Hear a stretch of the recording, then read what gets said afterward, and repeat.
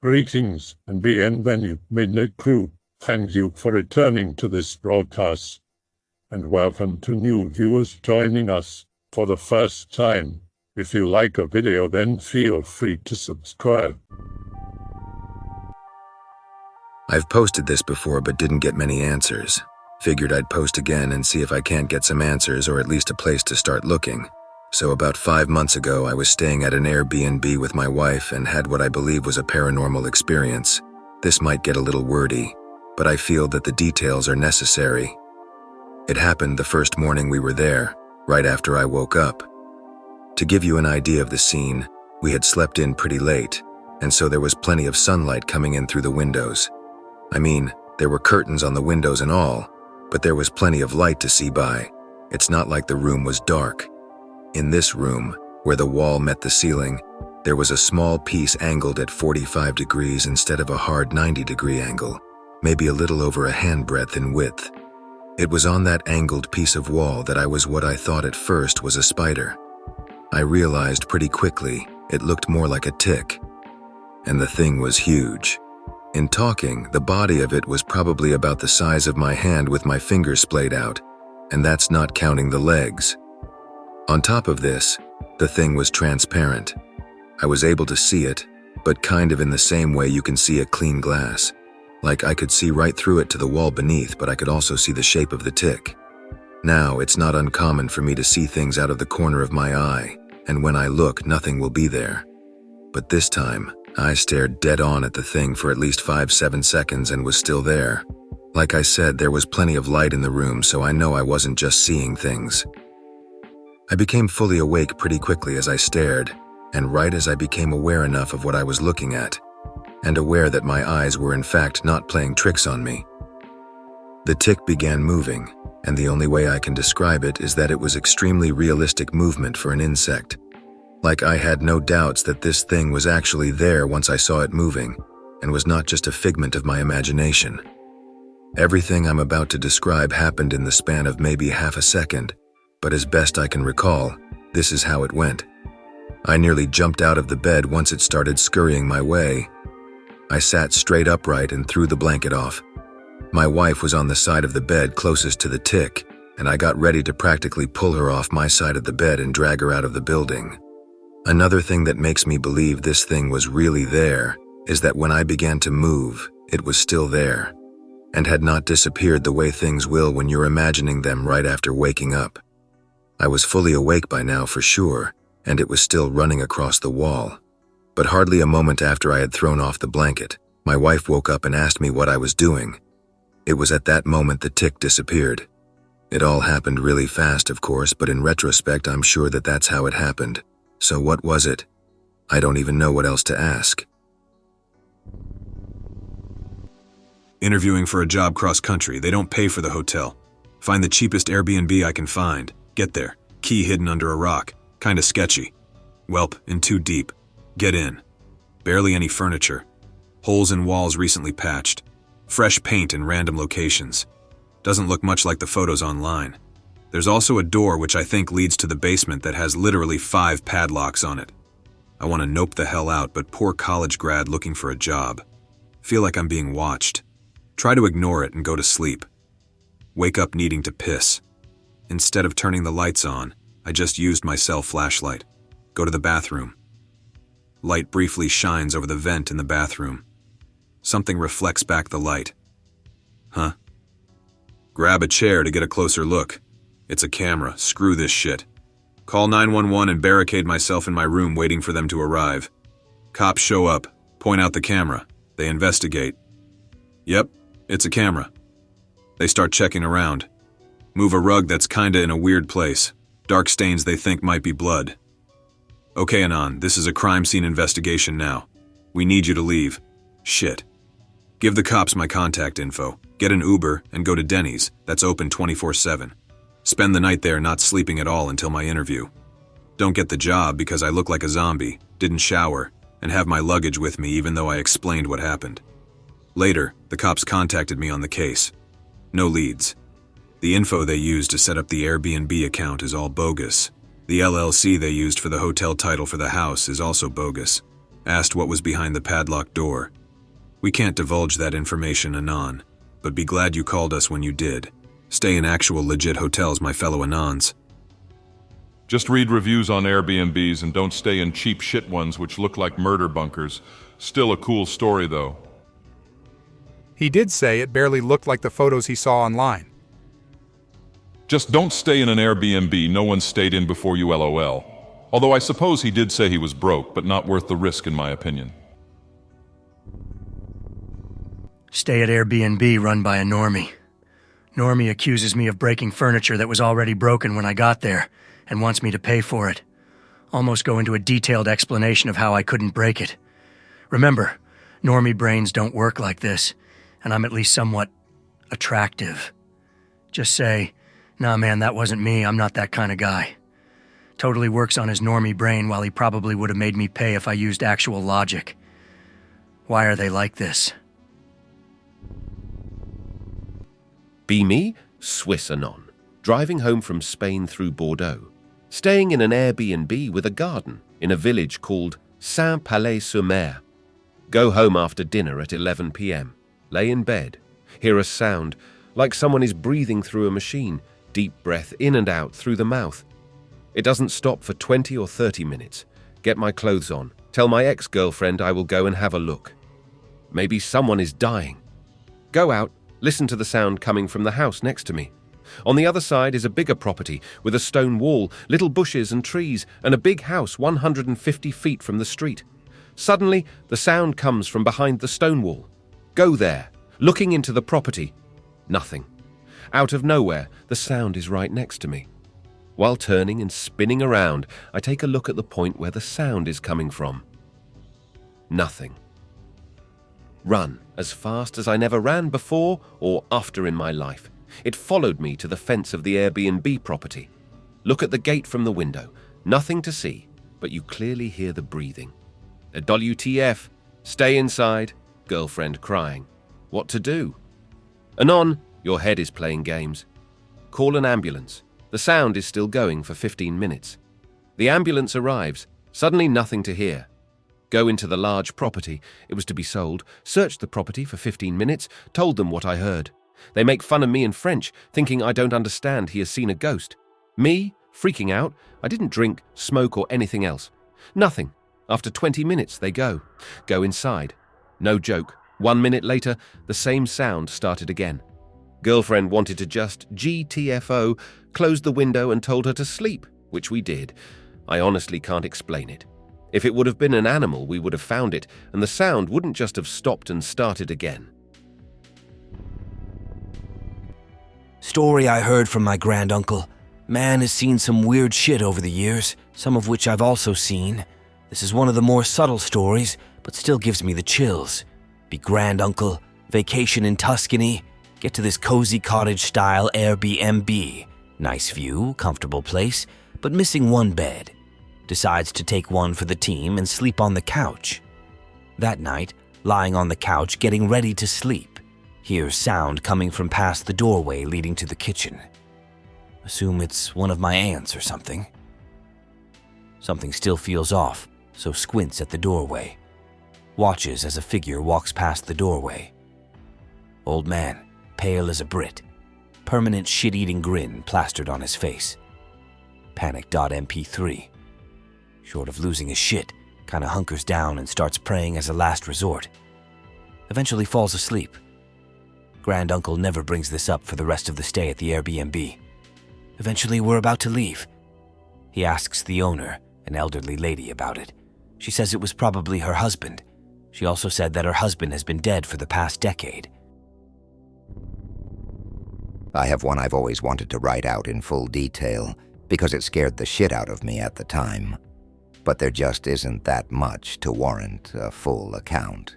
I'll share the highlights with you, though. Christmas several years back.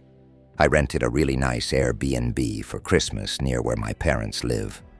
Plan was to fly up, get to the Airbnb a few hours early, explore the town, then come back and prepare some food for the folks. Then my parents would drive up later and meet me there for dinner. Thing is, I had set all this up a few months prior, but a few weeks before my flight, There were warnings of a possible snowstorm. The day I arrived at the Airbnb, the snowstorm hit the area, and my folks decided to wait a day before they came up. Basically, I was stuck in this strange house during a terrible snowstorm for a full night, alone. I don't know if it was a haunting or something else, but I heard and saw weird shit in that house all night. A list of some of the shit I heard: knocking on the walls, knocks at the door, distinct and rhythmic, the way a person knocks. The sound of someone heavy walking around upstairs. A loud thud at the sliding back door while I was looking at it, which sounded maybe like someone had open-palmed the glass, hard, something heavy moving around on the back deck just before the thud. At first I wrote off the knocks. It's just the wind. But the knocking at the door is what eventually convinced me. It sounded too much like a person knocking to get in. Here's the kicker.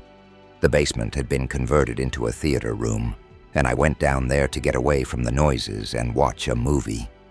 During a quiet scene, I heard knocking at the door upstairs, and then the sound of it opening. When I went to check, snow was blowing into the house through the open door. Sounds like a storm to me. I know. It does if you just read about it. That's why I didn't want to write out a full account. I can only say that, as someone who grew up back east. I've been through several snowstorms. You hear all sorts of sounds, but a person knocking at the door is not one of them. That sound has a very distinct quality. Knuckles on wood, deliberate rhythm. And I heard it more than once. Our wood does it when the sap freezes and the house gets warm. I've had the knot eyes shoot out and birds and squirrels take up residency. I live near a massive state park.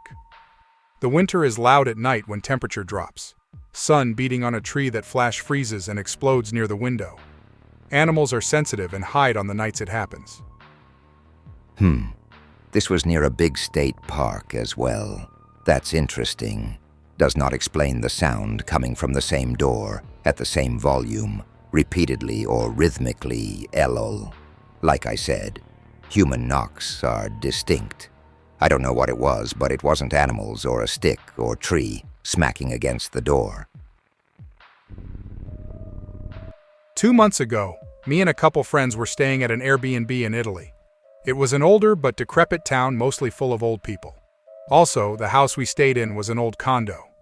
We picked that place because it was closer to the locations we wanted to visit and because we had a car. Every night we could hear somebody walking slowly on the second floor above our bedroom. Every night. Constantly. Slow dragging steps. Sounded like a very old person walking. The funny thing is that we checked from outside and got close to the apartment door, and nothing. Silence when listening through the door in the apartment. No TV, no radio, and no lights visible from outside. Creepy. Most of the time we were too tired or drunk to be properly spooked, but still, very weird. Be me. Be around Christmas. Myself and my 3 roomies, all from the UK, and my dog all decided to road trip from Florida up to my parents' house in Missouri for the holidays. They couldn't come due to the plague. We make a couple stops, first being in Atlanta, nothing out of the ordinary except for traffic. Fuck Atlanta. Day 2, we planned on staying at a cabin in the Smoky Mountains south of Tennessee. My roomie booked the cabin, but it turned out it was actually a hostel. As we drive to it, our correspondence with the owner, through Airbnb, gets a bit weird. We use Airbnb app, and the owner, a female, tells us to email this guy Jerry for details. Think nothing of it. Get to the location, and it's deep in the mountains. Roomies loving driving on the wrong side of the road, as they put it, and the views are gorgeous. Arrive at the hostel maybe 2 or 3 hours before sundown. Hostel sits on some serious land, out in the middle of nowhere. No cars on the road, no neighbors. Gravel road about a mile or 2 into the mountains as the driveway. The hostel itself is cute, but antiquated. No running water, very limited electricity. There's a main cabin, think a barracks, where we will stay few other small cabins for lovers, and a main house. Also an outhouse and a kitchen house. Creek runs through camp, very cold, it's December. On first arrival we get weirded out. There are shoes everywhere, hundreds if not thousands of them. On rooftops, in tree branches, beside the path, by the creek. Not an understatement. They're everywhere. We park on this gravel path next to 2 other cars. I step out and let my dog, Augie, out. He immediately rushes to the creek. Bolts out the door. I run after him, thinking he had to piss. Get to him and look down to find a raccoon corpse and a possum corpse decayed, floating in the stream, half bobbing against the bank. Think to myself it's kinda ominous and call the Brits over to look. Mention jokingly, "This has to be an omen." They seemed kinda unnerved, but I didn't think anything of it. I'm an outdoorsy guy, and it was just some dead animals. I have a plasma orb story. A couple years ago, I was in Mexico. Sayulita, awesome little beach town. Young demographic, with a ton of bohemian and indie-style gueras. If you are looking for a place to leave the USA and go hide in for a while, go to Sayulita. Anyway, I was there with my girlfriend at the time, and I had rented us an awesome Airbnb overlooking the ocean. The living room was open, meaning it was literally an outside room.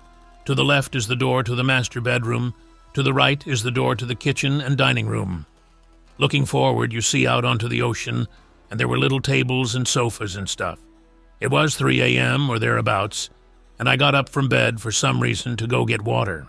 I don't normally wake up in the middle of the night, and frankly, I don't normally get up for water, but felt like it for some reason. I opened the bedroom door.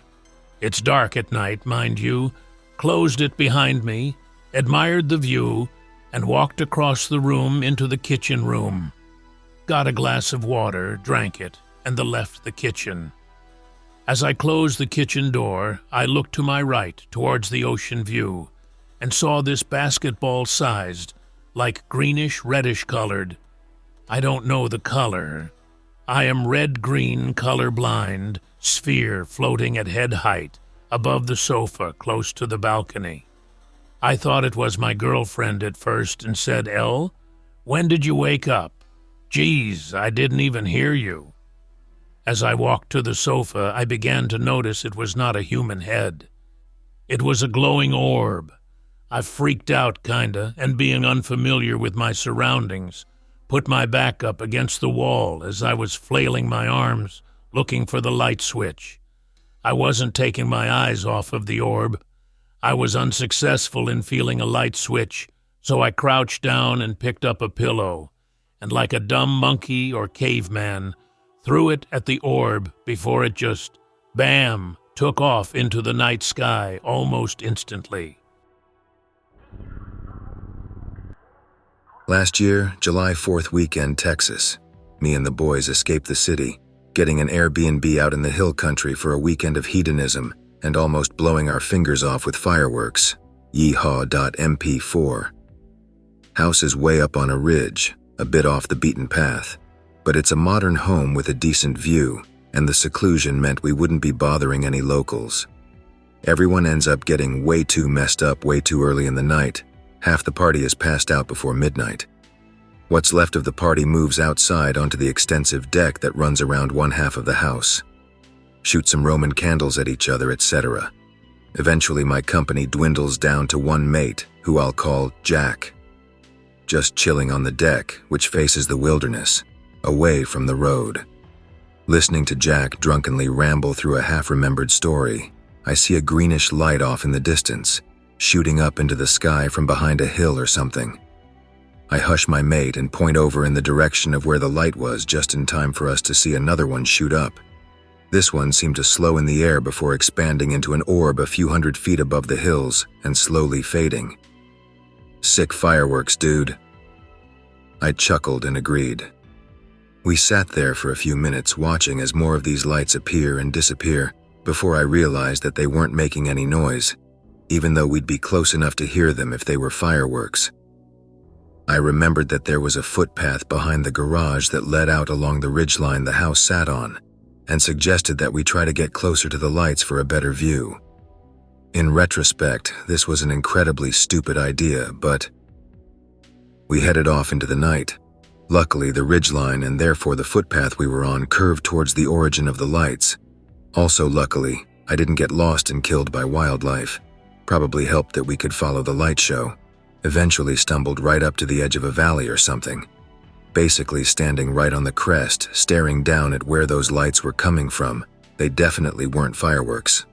The valley was dark. There was a full moon, but it only let us see our immediate area, and the outline of hills on the valley floor were a scattered bunch of green orbs, varied sizes and brightness. Periodically, one would grow in intensity and bud off, like cells splitting.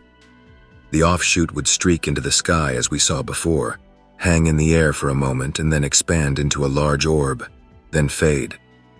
The orbs on the ground would shrink but not disappear. This close, I could hear that they did make a sound, a high-pitch humming whenever the lights would shoot upwards, but the orbs on the ground were silent. We were speechless, quietly cleared a spot on the ground and sat watching the show for hours. Literally couldn't take my eyes off whatever was happening. Eventually, the orbs in the valley stopped shooting off lights. Shortly after, the sky began turning blue. The orbs got dimmer as the sky brightened, until I could see the valley floor, and the orbs simply weren't there anymore. I finally let my eyes wander to find that at some point Jack had fallen asleep. I kicked him. He awoke confused and mumbling, then jumped to his feet and asked where we were. I said, "I don't know, dude. We came out here to watch the lights." "What lights, bro?" We just stared at each other confused for a minute, until he waved it all off and looked around for the house. As recently as a month ago, Jack will still act confused and steer away the conversation if I try to mention the lights.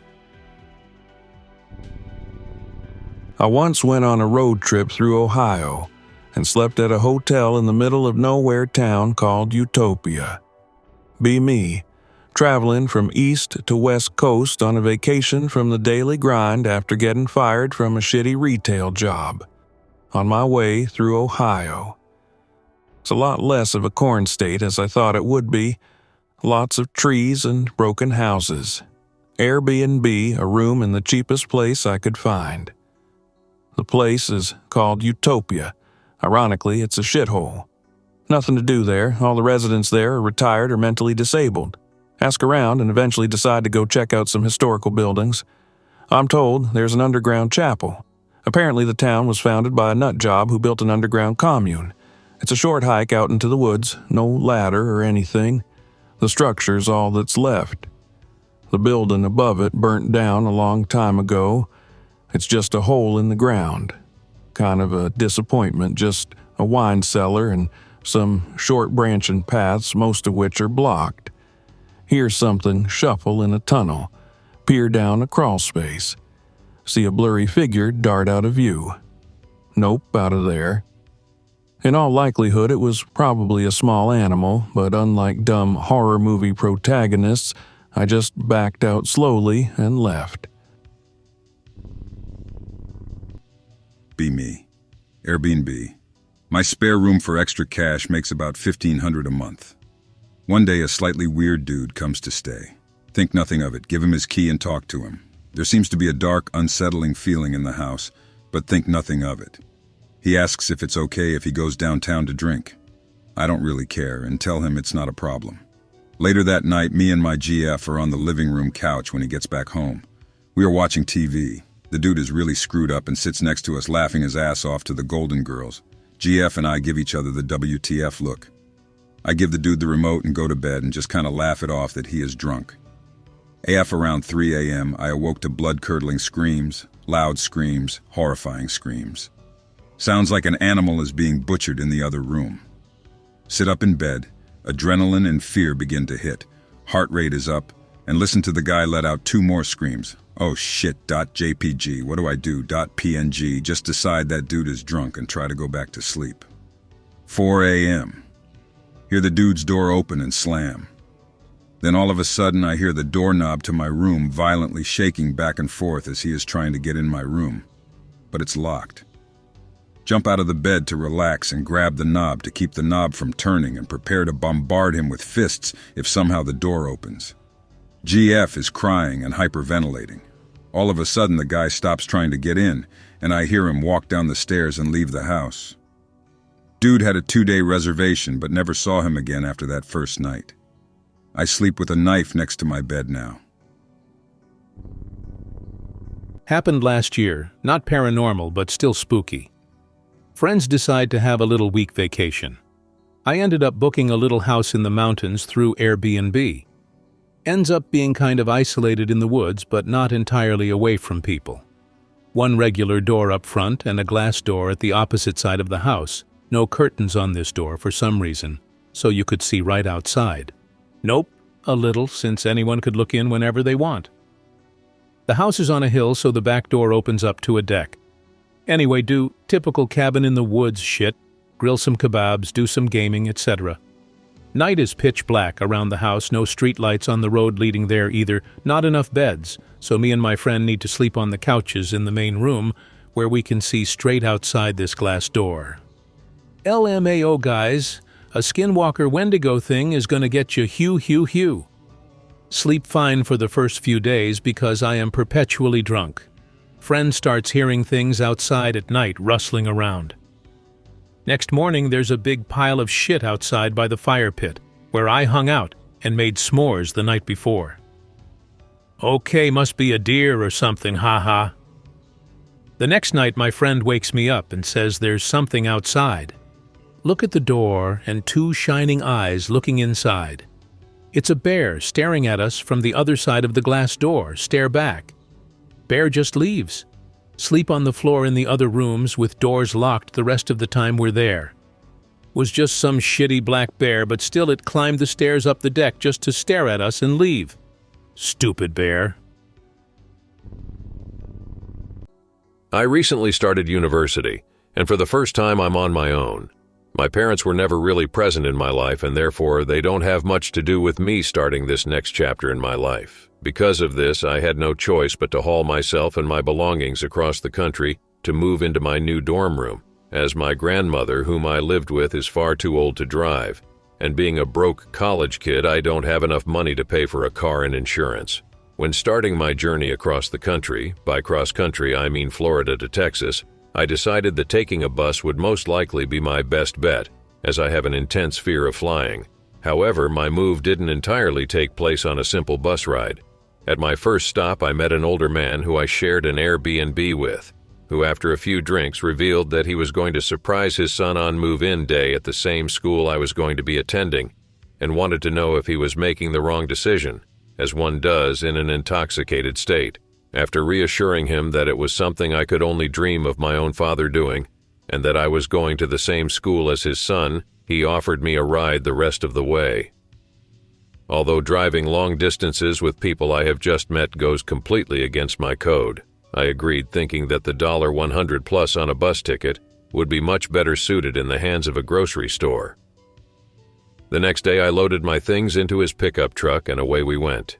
Being nearly complete strangers, I didn't say much, only the odd passing comment about the landscape. As the hours ticked by and the sun began to set, I could see the man's demeanor begin to change from relaxed to extremely anxious and fidgety. Fearing the worst, I assumed that he was mulling over the idea of killing me, although in the back of my mind I was trying to convince myself that he was only getting nervous about seeing his son. Finally, when the sun had set and we were in the Louisiana countryside, the man slowly pulled over and looked at me. At this point, any reasoning within my mind about his intentions had completely turned to that of fight or flight. As I was about to ask why we were pulled over while simultaneously reaching for the door handle, he looked at me and told me my complete address and zip code for my house in Florida. He looked back at the road in front of us and told me he knew who I was before we stayed in that Airbnb. At this point, a pain in my chest grew, and for the first time in my life I was actually reflecting on every experience I had ever had, knowing that this would be my last day alive. The man got out of the cab and walked around to the truck bed. Everything in my body was telling me to run, but I was completely frozen in place. I glanced back at him through the rearview mirror and saw him unpacking my things and setting them alongside the road. He then walked toward the passenger side door. At this point, I was on the verge of vomiting. He opened my door, told me to get out, and said something along the lines of, "Truckers go down this road often and there's cell service. although I doubt a taxi will come out this far. As I got out, he told me the real reason he picked me up was to tell me not to marry Lisa.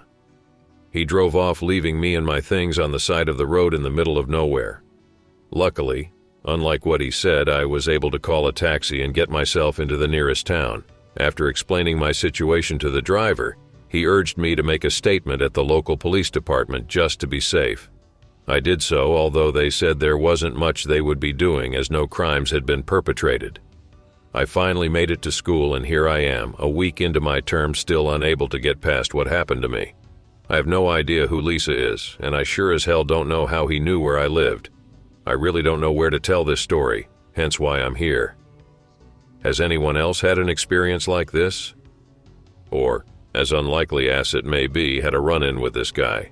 He's white, approximately 50, short curly hair, very large nose, 5'9"-ish, and speaks with a light southern accent.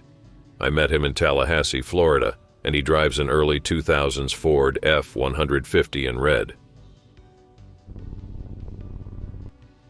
Be drinking at night in Nayarit in Lodomarcos. I'm drinking Victoria's. Have my Bluetooth speaker on while listening to Daft Punk. The town is small and most people have their lights turned off, so it is kind of dark. See a girl coming out of the water and step into a dark cabin. I was planning to talk to her, but she is probably a Brian's girlfriend. So I hold myself back. 1 hour passes by, and I see her again. She starts walking slowly over the coastline. It starts to rain. Try to talk to her with the excuse that I will share my umbrella with her. As I get close, I ask her if she wants to borrow my umbrella. She doesn't turn around. Maybe she didn't hear me, so I get closer. I notice she is not getting wet with the rain. Something deep inside me tells me to run away from her. I ran back to my Airbnb.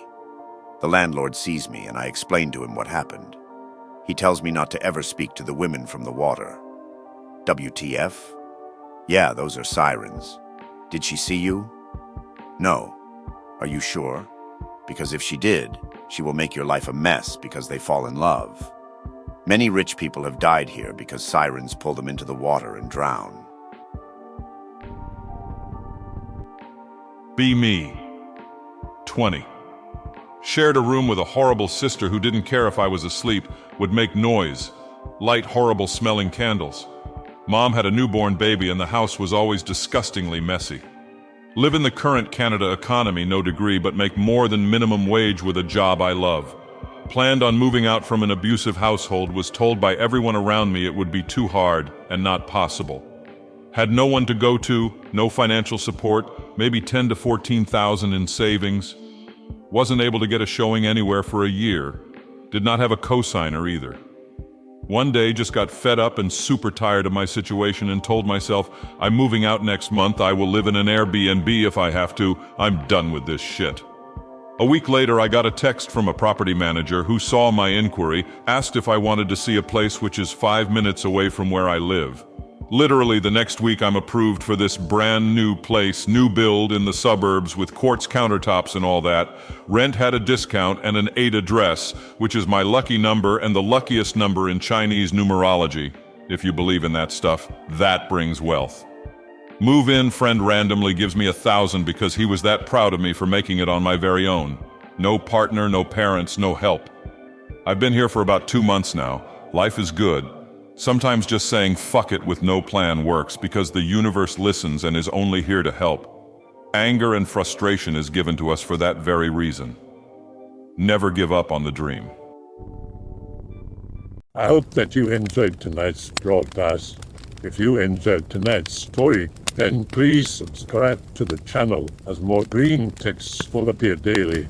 A new broadcast will appear when the clock strikes midnight Central Time.